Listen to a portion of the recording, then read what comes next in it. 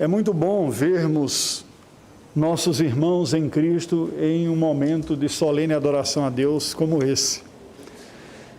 É muito bom quando nós trazemos em nosso coração alegria, fervor, gratidão, louvor ao Senhor, que são expressos nas nossas palavras, em nossas orações, em nossos hinos cantados a Deus. É muito agradável a sensação de adorarmos a Deus e recebermos a sua palavra, fortalecendo a nossa fé, trazendo acalento ao nosso próprio coração. Desfrutar da confirmação, da segurança que nós temos em Deus, em Cristo Jesus, sentirmos-nos fortalecidos pela sua palavra, animados pela presença do Senhor, capacitados para estimular a vida, eu creio que seja não apenas uma boa experiência, mas a boa expectativa que trazemos em nosso coração na vida cristã. Alegrei-me quando me disseram, vamos à casa do Senhor. Que bom seria que esta fosse a nossa realidade perene e constante. Que bom seria se nós também não fôssemos assaltados por sentimentos de que, Senhor, até quando clamarei e não ouvirei? Até quando o Senhor deixará o inimigo a me perseguir? Tramaram mal contra mim, o laço do passarinheiro está arrumado, o Senhor não está ouvindo, não está fazendo caso da minha oração, eu tenho embebido o meu travesseiro com lágrimas, e o Senhor o que tem feito? Este segundo aspecto que por vezes visita o nosso coração em momentos de vida, de nos depararmos com uma situação que parece que não está em harmonia com o Deus que nós proclamamos crer. Olhamos para a palavra do Senhor e vemos que ela declara um Deus que é soberano, todo-poderoso e que é bom. Mas às vezes experimentamos circunstâncias na nossa vida que nos falta a evidência de vermos isto sendo experimentado e a nossa fé fica em xeque. E dizemos, vai passar. E logo tudo vai voltar ao normal. E a situação se agrava. E o que estava difícil fica pior.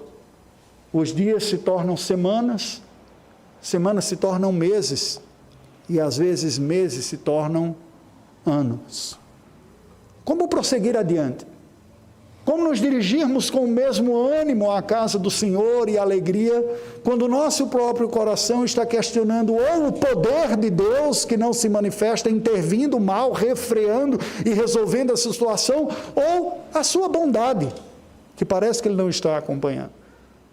Onde está Deus? Foi a pergunta de Jó, para que eu pleitei minha causa diante dele, e ele me diga o motivo pelo qual eu estou passando nisso, o eco que está presente em todos os capítulos deste livro que fala de sabedoria para a dor, para o sofrimento. Onde está? Você já se levantou com estas perguntas algum dia na sua vida? Elas já alcançaram o seu coração quando o mal bateu à porta? A dúvida sobre a presença, o poder ou o amor de Deus já alcançou você? Como nós haveremos de enfrentar estes dias maus? Porque, presta atenção, eles nos alcançam a todos. Mais cedo ou mais tarde, em maior ou menor intensidade, num período mais curto ou mais longo de tempo, todos nós que vivemos num mundo afetado pelo pecado, seremos visitados pelas trevas. E elas oferecerão uma forte tentação a conquistar o nosso coração. Como sair desta situação e ser revigorado? Fortalecendo a nossa fé em um ser que nós não vemos com os nossos olhos, não ouvimos a sua voz com os nossos ouvidos, não conseguimos abraçar e sentir com o nosso tato, sentir o seu cheiro, abraçá-lo, ser abraçado. Como experimentarmos isso em nossa vida? Eu convido você a abrir a palavra do Senhor na primeira carta de João, no capítulo de número 4, para discorrermos nesta manhã sobre o tema da operação graciosa do amor de Deus. Porque precisamente, preste atenção, como bem disse um pastor, pregador e conselheiro, Paul Tripp, de todas as pessoas com as quais nós conversamos, não há ninguém com quem o diálogo seja mais constante, profundo e perene do que nós com o nosso próprio coração. Mais do que quaisquer outras pessoas, nós interagimos com nossas próprias ideias e nós afirmamos para o nosso coração nossas próprias percepções. E algumas vezes elas se distorcem a tal ponto que nos tornamos os principais algozes de nós mesmos. E assim, nós nos diminuímos e lutamos contra a nossa própria fé. A sabedoria bíblica consistiu, e os salmistas fizeram constantemente, de serem pregadores do seu próprio coração. O salmista diz: até quando estarás abatido, ó minha alma? Até quando estarás assim? Confia em Deus, e eu ainda o louvarei. Eu costumo dizer para algumas pessoas, que às vezes comentam de ter sido, pela graça do Senhor, abençoadas por alguma mensagem que profiro, eu digo: deixa eu dizer um segredinho para você, não conta para ninguém. Eu preguei para mim, e por acaso você estava ouvindo. Estava trazendo a palavra de aplicação às minhas próprias necessidades, pregando para o meu próprio coração a necessidade que eu tenho do meu Redentor. E Deus, na sua graça, usa aquilo que o meu coração necessita para abençoar outros corações também. Este é um segredinho que eu peço que vocês não espalhem por aí. Eu lhe convido, portanto, a abrir a palavra do Senhor em 1 João capítulo 4, versículos de 13 a 21. Nós vamos ler e acompanhar a exposição bíblica nesta manhã. Nisto conhecemos que permanecemos nele e ele em nós, em que nos deu do seu Espírito. E nós temos visto e testemunhamos que o Pai enviou o seu Filho como Salvador do mundo. Aquele que confessar que Jesus é o Filho de Deus, Deus permanece nele e ele em Deus. E nós conhecemos e cremos no amor que Deus tem por nós. Deus é amor. E aquele que permanece no amor, permanece em Deus e Deus nele. Nisto é em nós aperfeiçoado o amor, para que no dia do juízo mantenhamos confiança, pois segundo ele é, também nós somos neste mundo. No amor não existe medo. Antes, o perfeito amor lança fora o medo. Ora, o medo produz tormento. Logo, aquele que teme não é aperfeiçoado no amor. Nós amamos porque ele nos amou primeiro. Se alguém disser amo a Deus e odiar o seu irmão, é mentiroso. Pois aquele que não ama a seu irmão a quem vê, não pode amar a Deus a quem não vê. Ora, temos da parte dele este mandamento, que aquele que ama a Deus, ame também a seu irmão. Oremos ao Senhor mais uma vez. Deus bendito, tua palavra foi lida, estamos diante da tua presença, confessamos-nos dependentes de tua graça iluminadora. Assista-nos em nome de Jesus. Amém. Quando o dia mal vier, quando a dúvida assaltar seu coração, quando ele estiver sangrando, com dores, quando você for assolado pela desesperança, ou mesmo quando a vitalidade de sua fé parecer esvair-se, você se sentir fraco, mais do que qualquer outro momento, você precisa pregar para o seu coração. Não apenas depender de outros pregadores, do pregador constituído por Deus na vida da sua igreja, mas presta atenção que um dos segredos do sucesso de sermos beneficiados pela exposição bíblica é que a pregação não termina com a impetração da bênção. Eu carrego ela comigo para casa. Eu fico remoendo esta mensagem, repetindo para mim mesmo. Não foi à toa do sucesso do cristianismo na tradição reformada, entre os puritanos britânicos, senão pelo fato de que, além de participar do serviço culto, os pais eram ensinados a tomar nota do sermão e distribuir a conta-gota nos cultos domésticos nos outros dias da semana, trazendo à memória dia após dia o que tinha sido falado e assim aplicando às necessidades da sua família, que ele, mais do que qualquer outra pessoa, conhece quais são. Quais os pontos que precisamos ser fortalecidos. Quais são as áreas que estão fracas em nossa vida. De que maneira nós precisamos da graça de Cristo e assim sendo reprisado. Mas você pode dizer, pastor, mas eu estou bem, eu estou de boa. Essa mensagem é para o meu primo, para a minha tia, para o meu amigo que caiu da jaqueira e fraturou a perna e perdeu o campeonato que ele ia participar. Isso não é para mim. Ainda assim, é importante sermos sábios e ajuntarmos celeiros para os dias das vacas magras. No período em que as coisas estão boas, devemos acumular em nosso coração convicções tais que sirvam de base, de abastecimento para quando este dia mau vier sobre nós, mas preste atenção, sobre outros. Nós não temos que estar atentos à necessidade de vermos o amor de Deus aplicar em nossa vida somente quando os estamos questionando. Porque a perspectiva cristã é que nós somos objetos do amor de Deus para sermos instrumentos deste amor também para a vida de outras pessoas. Portanto, fortalecer as convicções nestas coisas, ainda que não tenham sido objeto de dúvida pessoal, são capacitações instrumentais para ajudar outros que a providência divina coloca sobre nós. E uma coisa bela do cristianismo é que o curador também está em processo de cura. Aquele que traz alívio para a ferida do outro também está cuidando de suas próprias feridas sob a graça de Deus e em Cristo Jesus. E é assim que Deus opera. Vejamos como João aborda essa questão do amor de Deus. Lembremos que nós estamos aqui no 1º século e que a igreja cristã nasce já experimentando oposição, perseguições e lutas.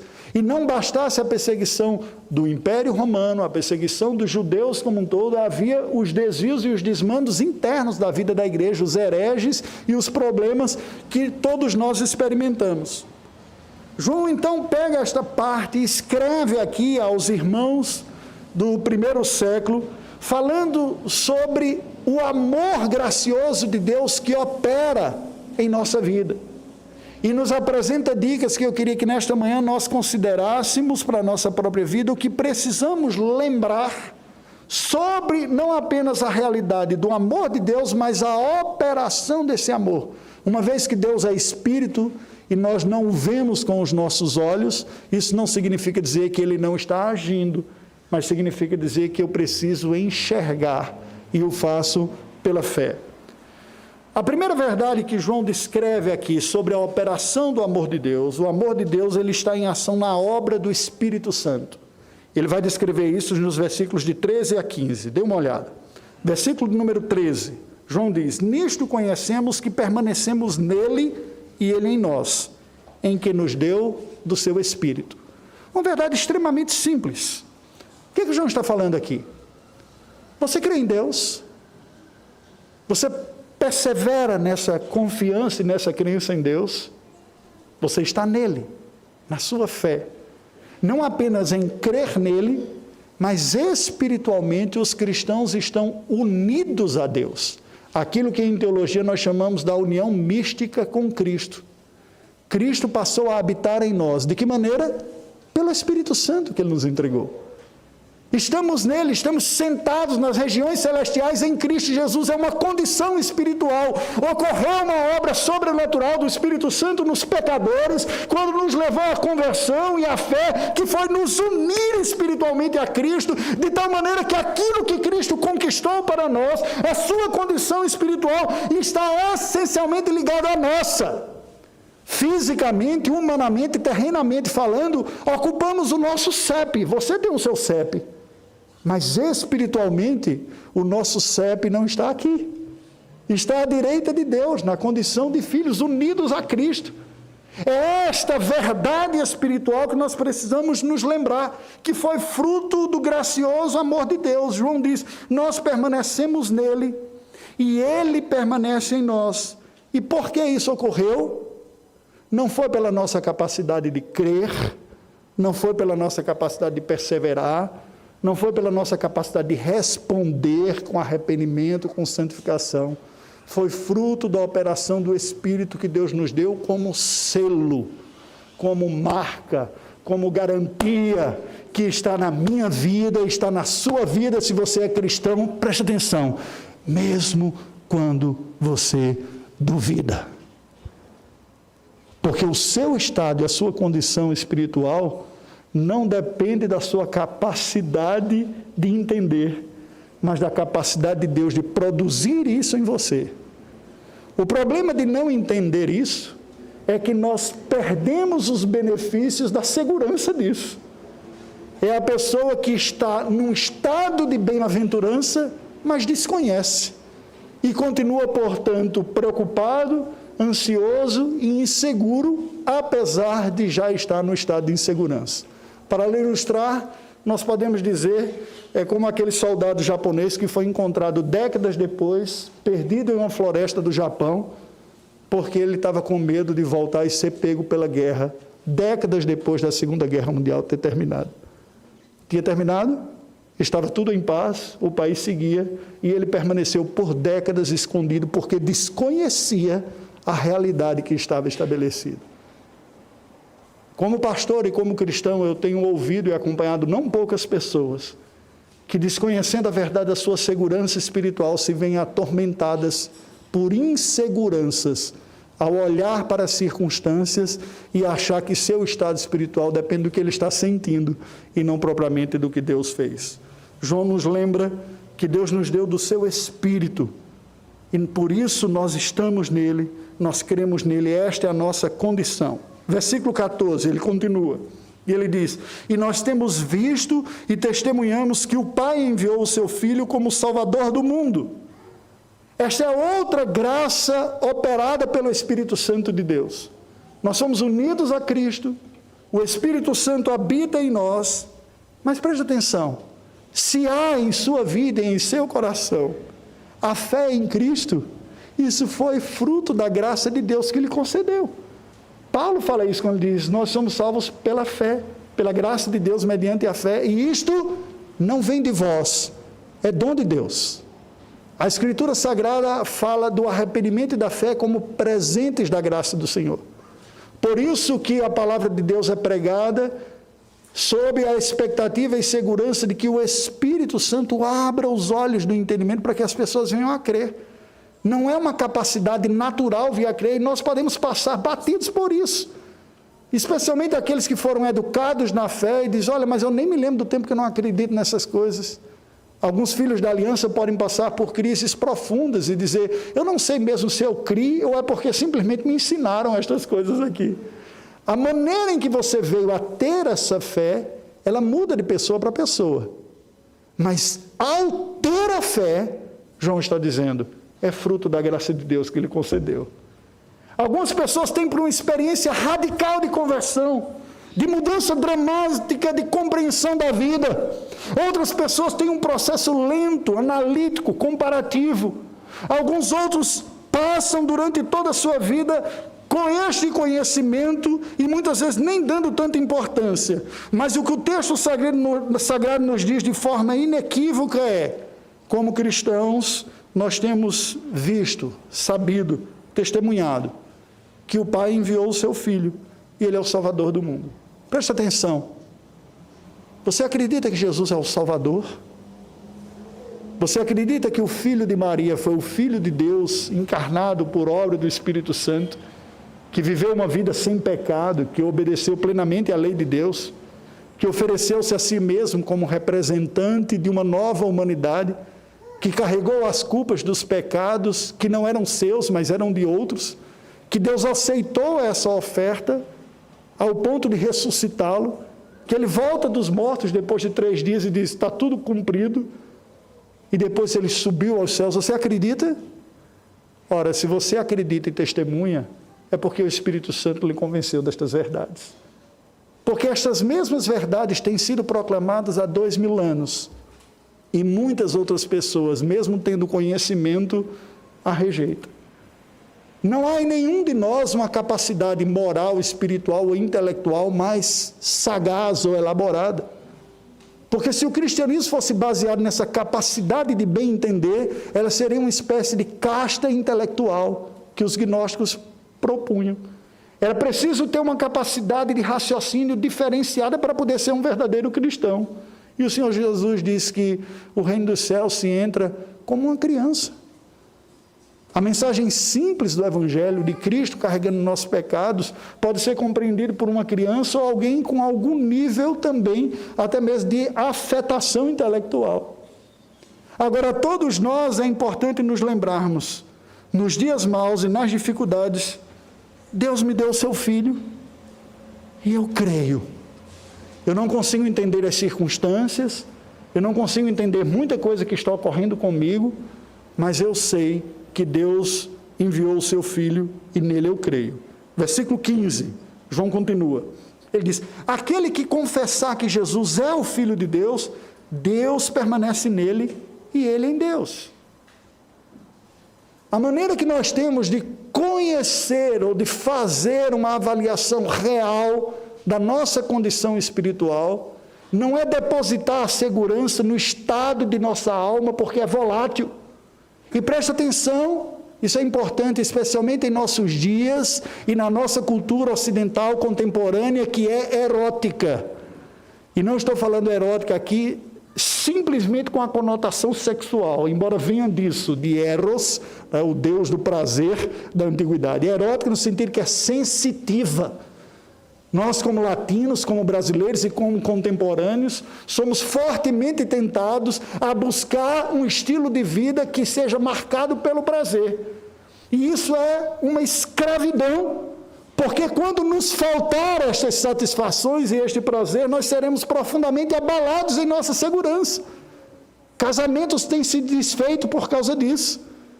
Pessoas têm tido crises vocacionais e trocado de curso. Não gostei desse curso, faço um outro. Não gostei desse também, faço um outro. E não se encontram nesse lugar porque não encontram um eco de satisfação pessoal. E quando por algum motivo nós não conseguirmos alinhar direito aquilo que cremos com as afeições do nosso coração, se formos eróticos na nossa maneira de ver a espiritualidade, perderemos o ânimo e não seguiremos adiante. E preste atenção, estou falando também na condição de pastor e de conselheiro, que ouço pessoas, e ouço muitos dos dramas, além dos meus próprios em nosso coração. Portanto, o que João está dizendo aqui é o seguinte: o amor de Deus precisa ser visto e reconhecido por esta obra graciosa do Espírito Santo em nosso coração, que nos levou à fé, que nos levou à compreensão, que nos colocou num estado espiritual de segurança, embora não seja contemplado pelos sentidos. E nós, como cristãos, temos que pregar isso para o nosso próprio coração, quando a nossa vida estiver por demais depositada nas circunstâncias da vida e nos inputs físicos ou emocionais dos dias maus. A promessa belíssima do Evangelho de Ezequiel, que diz: porei o meu espírito dentro do vosso espírito, tirarei o vosso coração de pedra, colocarei um coração de carne, farei com que andeis nos meus estatutos e os observeis. É precisamente sobre isso que nós estamos falando. A capacidade de responder com arrependimento, com fé, de querer Deus, de seguir adiante, é fruto da operação graciosa do Espírito em nós. Paulo diz: ninguém diz Senhor Jesus senão pelo Espírito Santo. É Ele quem produz essa nova realidade. Ezequiel ainda, no capítulo seguinte, no 36, ele faz essa promessa, mas no 37 ele apresenta uma visão de ossos secos, numa alusão icônica à condição espiritual natural humana. E diz ele: profetiza contra esses ossos, e virá o espírito, virá a carne, virá os tendões, e um exército se levantará. Não é precisamente essa a experiência que nós temos como cristãos? Entregues a nós mesmos, a nossa própria sorte, nós estamos mortos. Mas com o sopro do Espírito, aplicando o Evangelho a nós, nós somos renovados, revitalizados. E preste atenção, isso não é apenas o novo nascimento, isso é a própria jornada cristã.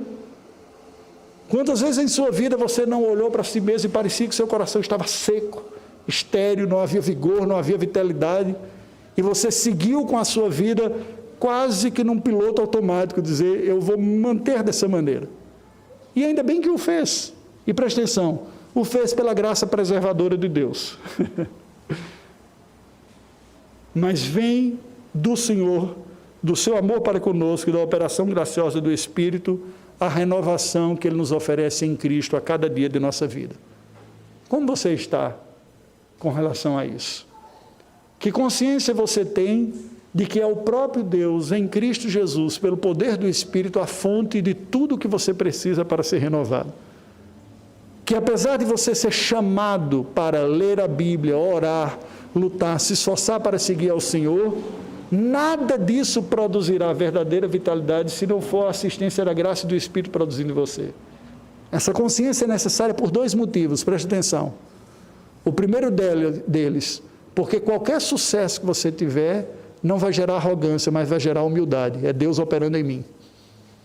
E qualquer fracasso que você experimentar não vai lhe esmagar, que você diz, não depende de mim, mas depende de um outro que é mais forte do que eu. Quando eu olho para mim, eu vejo que eu não dou conta, eu fico sem esperança.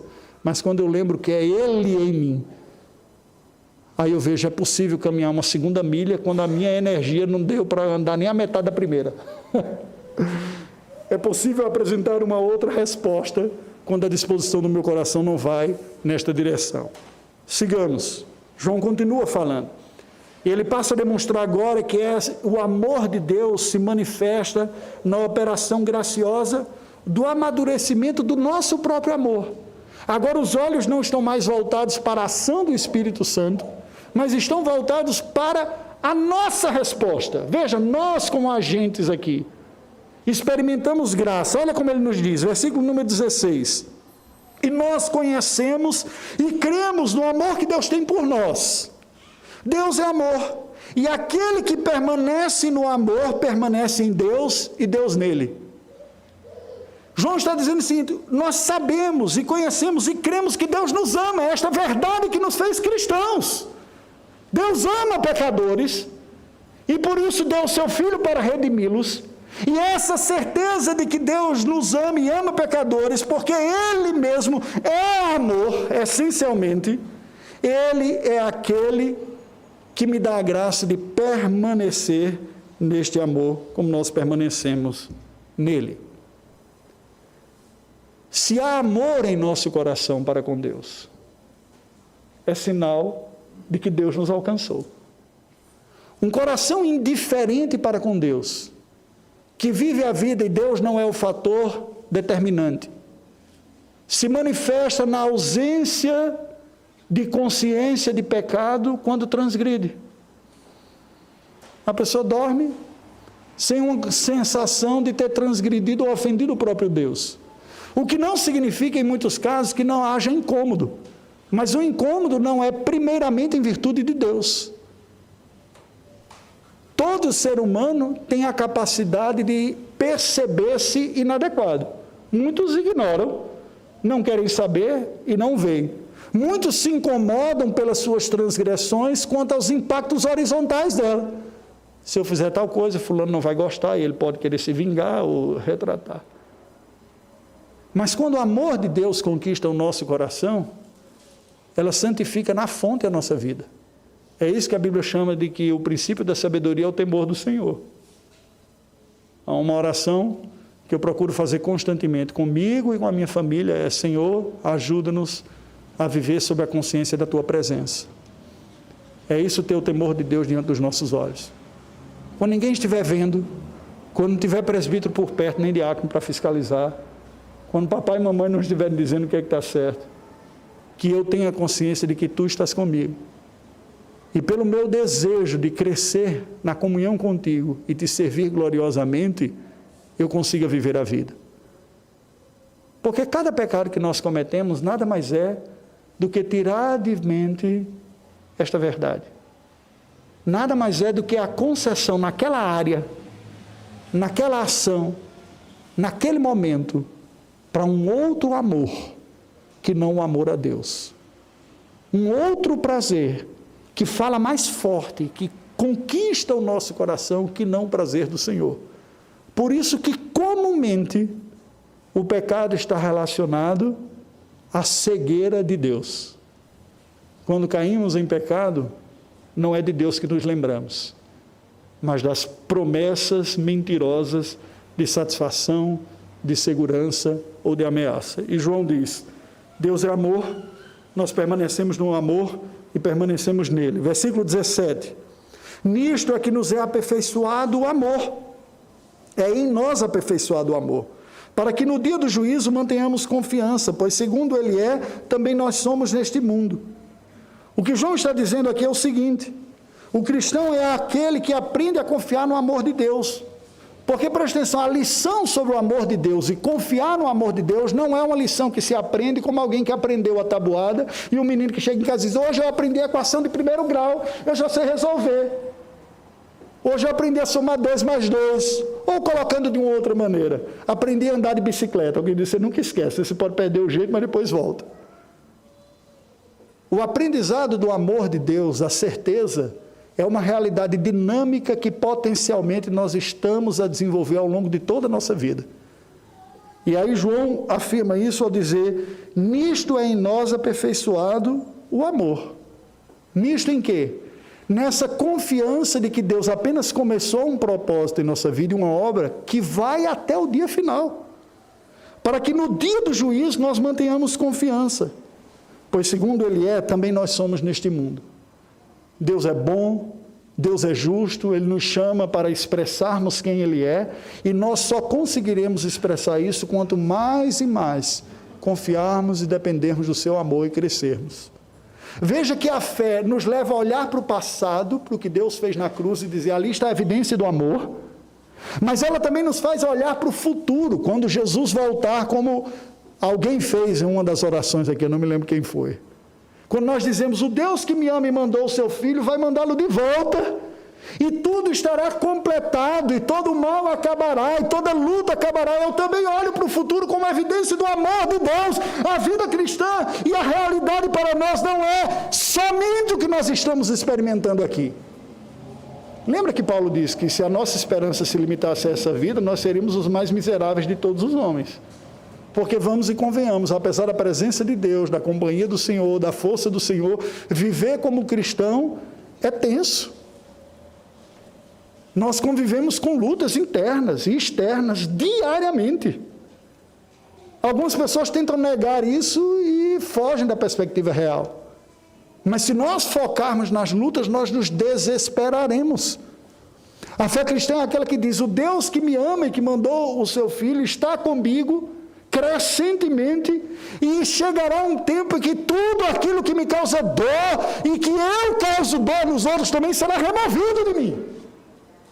E até lá eu prossigo experimentando mais e dependendo mais desse amor. Versículo 18, muito oportuno: no amor não existe medo, antes o perfeito amor lança fora o medo.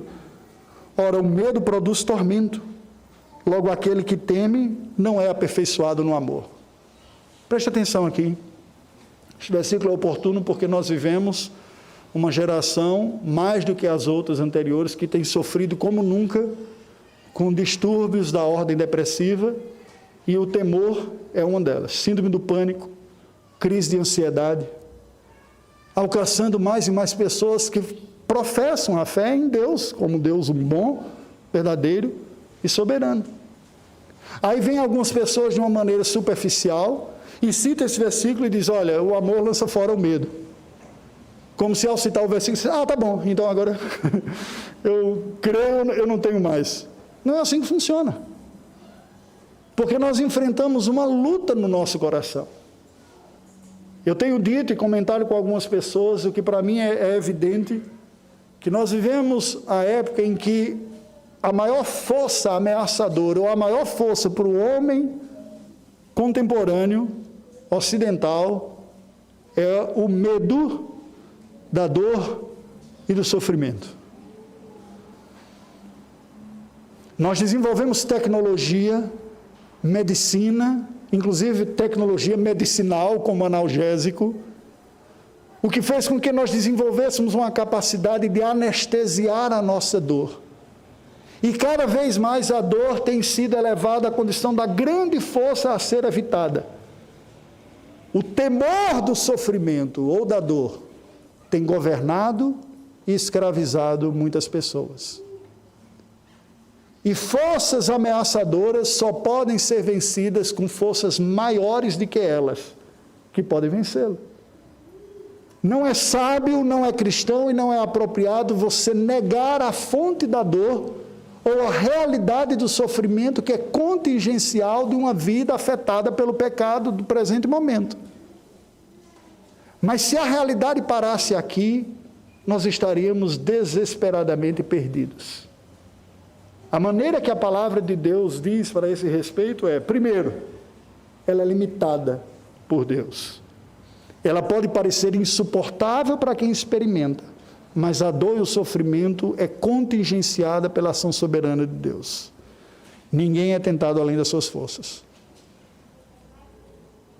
A sensação de que foi além das forças é legítimo, especialmente para aqueles que não foram testados de forma intensa nessa área. E o que ela nos revela é tão somente a nossa necessidade de recorrermos à força maior do que aquilo que nos ameaça, que é o próprio Deus. Por isso que João diz que o medo produz tormento, e aquele que ama não é aperfeiçoado no amor, porque ele congela. Ele fica travado pela dor e pelo sofrimento, e os olhos, ao invés de recorrer para a fonte que é maior e para o que é todo poderoso, fica congelado naquilo que é fonte de dor e de sofrimento. Não é precisamente isso que ocorre com todo espectro depressivo? A fonte da dor e do sofrimento vai tomando conta do campo de visão daquele que sofre, a tal ponto de ele não ver mais nada do que apenas aquele ponto. O adolescente que tem a primeira espinha, para no espelho e ele diz, eu estou vendo um rosto na espinha. E não vê mais nada. Desculpa a ilustração, né? Um pouco irônica aqui. Mas ela serve de maneira ilustrativa para dizer o que ocorre. Eu sou a minha dor. Pessoas que se definem pela sua doença, ou se definem pelo seu sentimento, e que nutrem e regam a cada dia a atenção e o olhar voltado para aquilo. Esta pessoa não avança, exatamente porque o olhar está na fonte da dor. O que a Bíblia diz é que o amor lança fora o medo. Como é que a gente vai vencer isso? Corrigindo o foco. Eu tenho que voltar o foco para o amor de Deus. Porque veja, o nosso Senhor Jesus Cristo, aquele que a Bíblia diz em mais de uma ocasião, que ouviu audivelmente do Pai dizendo, este é o meu Filho amado em quem eu tenho prazer, foi à cruz sem ter pecado nenhum.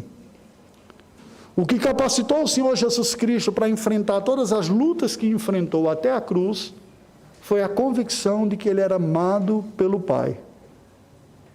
De que o amor do Pai por si não o livrou. Presta atenção. Isso não significa que ele não sentiu dor e não sentiu profundamente.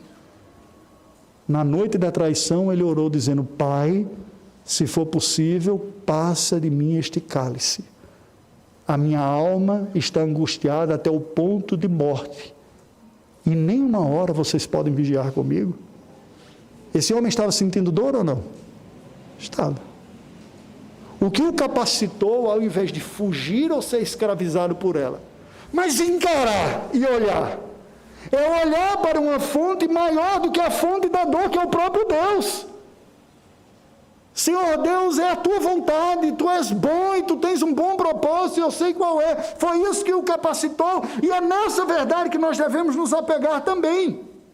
É somente quando nutrimos o nosso coração das verdades do amor de Deus, da sua bondade, e não negando a dor, mas não a levando ao trono do nosso coração, que nós seremos capazes de enfrentá-la. E aí vem um paradoxo curioso. Deus, na sua infinita sabedoria, pode usar este mensageiro de Satanás, como disse o apóstolo Paulo, para que nós experimentemos mais graça e maior consciência do seu amor. Porque é quando sou esbofeteado pelo mensageiro de Satanás, que fica claro em mim um incômodo, a dor, o meu limite, a minha fraqueza, e eu me lanço prostrado aos pés daquele que é a real fonte da minha vida. Porque, queridos, quando nós damos conta, e preste atenção, que não são poucas vezes que eu vejo, sou tentado e vejo em outras pessoas também, uma espécie de altivez autoconfiante na sua capacidade de andar, de servir, de modelo, de exemplo. Mas é precisamente quando eu digo, não sou isso, não tenho essa força, não está na minha capacidade, que ou eu me desespero, ou eu me consagro à fonte inesgotável da virtude que eu não sou capaz de gerar. É desta maneira que o amor de Deus é em nós aperfeiçoado. Porque o medo produz tormento, diz João. E por isso aquele que teme não é aperfeiçoado. E no versículo 19 ele diz, nós amamos porque ele nos amou primeiro. Isso significa dizer, presta atenção, que quando há virtude de nossa parte, quando há amor para com Deus, quando há algo positivo, ele é apenas reflexo e resultado dele, que é a fonte de tudo que eu tenho. Aí eu lhe pergunto, no dia que isso estiver claro para mim e para você, ou à medida que estiver claro, não vai ser fácil ser humilde?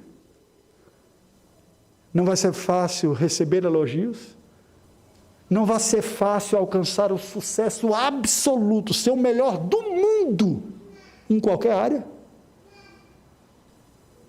Mas é somente quando eu entendo que é Ele a fonte. Quando eu não entendo, eu me torno arrogante pela virtude ou esmagado pela incapacidade. Os olhos têm que estar voltados para Ele. Terceiro argumento usado por João para demonstrar o amor de Deus, a operação desse amor. Ele vai se manifestar na obediência do amor fraterno. Versículo 20. Se alguém disser amo a Deus e odiar ao seu irmão, é mentiroso. Pois aquele que não ama a seu irmão a quem vê, não pode amar a Deus a quem não vê. O ponto de João é muito simples.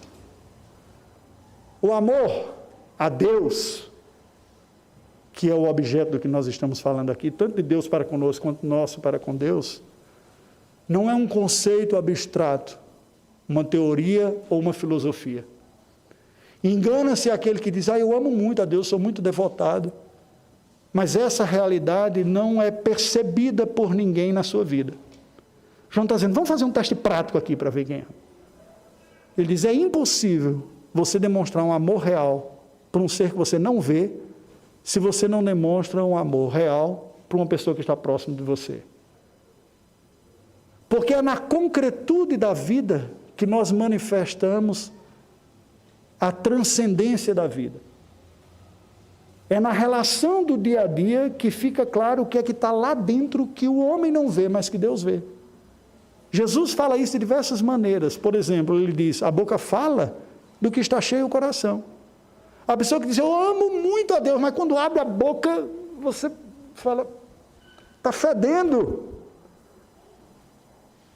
Vai escovar os dentes, metaforicamente. Como pode, de uma fonte de água pura, sair coisas podres desse jeito? Mas a pessoa quer dizer que ela ama a Deus, que ele diz, olha a minha confessionalidade como é bonita, eu amo. Foi esse o ponto de Tiago, quando ele diz, você demonstra, você diz que tem muita fé e não tem obras, e eu demonstro a minha fé pelas obras. O que o João está dizendo é o seguinte, é invariável, onde a raiz do coração estiver arraigada, os frutos vão aparecer.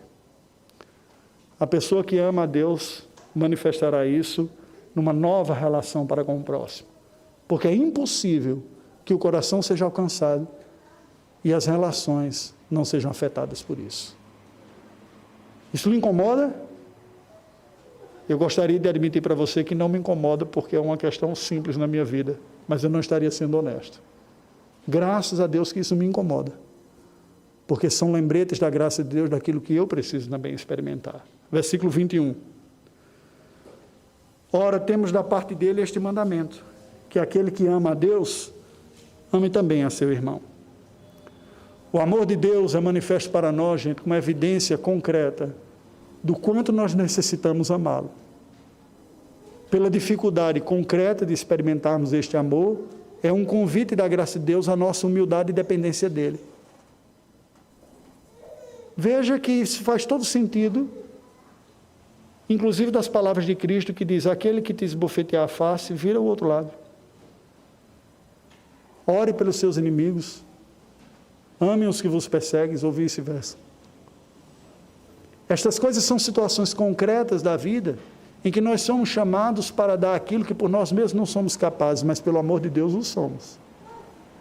E por isso que há um imperativo na palavra do Senhor, de que nós amemos uns aos outros. É fácil? Nem sempre. Porque a pessoa que está ao nosso lado, ou no banco da igreja, ou na cama de casa, ou no apartamento do condomínio onde moramos, é uma pessoa também afetada pelo pecado como nós o somos.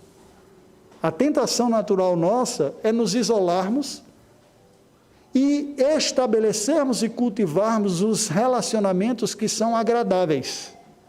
Jesus alertou contra isso, ele disse, saudar quem vos saúda, amar quem lhe ama, qualquer um faz isso. Não há nenhuma necessidade de graça sobrenatural para fazer isso. É a lei da retribuição. Eu vou investir aqui. Gente, quem não gosta de receber elogio, carinho, ser lembrado? Quem não gosta?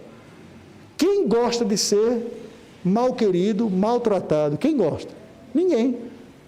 Mas se nós tratarmos a vida baseada no que eu gosto ou no que eu não gosto, nós mostramos que somos nós mesmos os senhores de nossa própria vida. Se é Deus que nós queremos conhecer e torná-lo conhecido, nós seremos levados aos limites da nossa vida para que aquilo que somos nós demais, nós reconhecemos que diz, tem demais de preocupação comigo aqui. Menos. É preciso menos Raimundo aqui, é preciso mais Jesus aparecer. Convém que ele cresça e eu diminua. Os dias maus são inevitáveis. A dor e o sofrimento virão. Pela graça do Senhor, se você estiver experimentando tais dias, se vendo frágil, impotente, incapacitado, preste atenção. Isso é sinal de que Deus lhe ama. E por lhe amar, Ele está lhe dando uma melhor percepção do diagnóstico de sua alma. Se Ele não lhe amasse, Ele lhe deixaria entregue à sua própria ilusão, de autoconfiança, de que está tudo bem.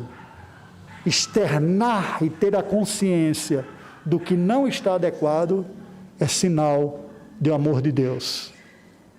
E Ele provê em Cristo Jesus tudo o que nós necessitamos para a cura disso.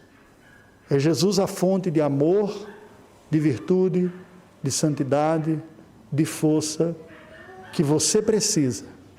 Caso contrário, você permanecerá nos limites do senhorio da sua vida e da sua força, ou escravizado pelos seus temores. Venha a Cristo e dependa dele a cada dia. Vamos orar ao Senhor, curva a sua cabeça. Ó Deus bendito, nós te rendemos graças pela tua palavra, pelo teu Filho Jesus.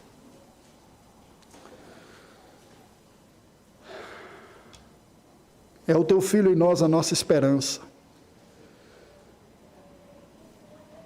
Não a nós, Senhor, não a nós, mas ao teu nome da glória.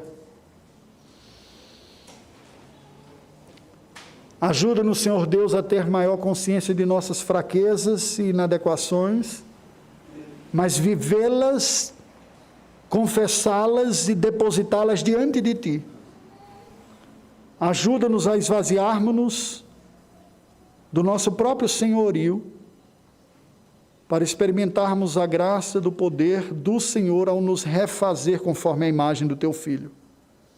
Traz luz sobre o nosso coração, nossa vida, nossas tentações, nossos temores, nossos prazeres e confiança, para que saibamos reconstruir a nossa vida aos pés do Senhor, tendo no Senhor mesmo a fonte de toda virtude que necessitamos. Oramos em nome do Teu Filho. Amém.